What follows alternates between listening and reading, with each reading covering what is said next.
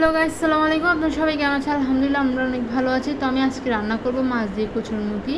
তো অবশ্যই পুরো ভিডিও দেখেন কীভাবে আমি আজকে মাছ দিয়ে কচুরমুখী রান্না করি। তো এবার চলে আসি রান্নায়। আমি ফার্স্টে চুলায় একটা হাঁড়ি বসে দিয়েছি, তারপর পরিমাণ মতো তেল আর পেঁয়াজ একসাথে দিয়ে দিলাম। তো দেওয়ার পর একটু ভালো করে নেড়ে চেড়ে নিচ্ছি। তো ভালো করে নেড়ে চেড়ে নেওয়ার পর যখন পিসগুলো একটু হালকা কষানো হয়ে আসবে, আমি 1 টেবিল চামচ আদা বাটা, 1 টেবিল চামচ রসুন বাটা দিয়ে দিব। দেওয়ার পর একটু ভালো করে নেড়ে চেড়ে নিচ্ছি।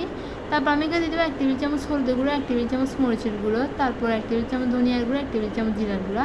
তো আমি বলতে গেলে সবগুলো মশলা দিয়ে ফেলছি। এবার দেওয়ার পর একটু অল্প পরিমাণ পানি দিয়ে দেবো যাতে মশলাগুলো পুড়ে না যায়। এবার একটু ভালো করে নেড়েছে কিছুক্ষণের জন্য আমি মশলাগুলো একটু কষিয়ে নিব। তো দেখতেছেন মশলাগুলো প্রায় কষানো হয়ে আসে। তারপর আমি এখানে দিয়ে দেবো মাছ। তো মাছগুলো দেওয়ার পর একটু ভালো করে নেড়েছে নিচ্ছি। তারপর আমি এখানে দিয়ে দেবো কচুরমুখী দেওয়ার পর একটু ভালো করে নেড়েছে নিচ্ছি। একদম ভালো করে নেড়েছে একদম আমি একটু পরিমাণ মতো পানি দিয়ে দিব, যেহেতু আমি ঝোল ঝোল করে রান্না করবো।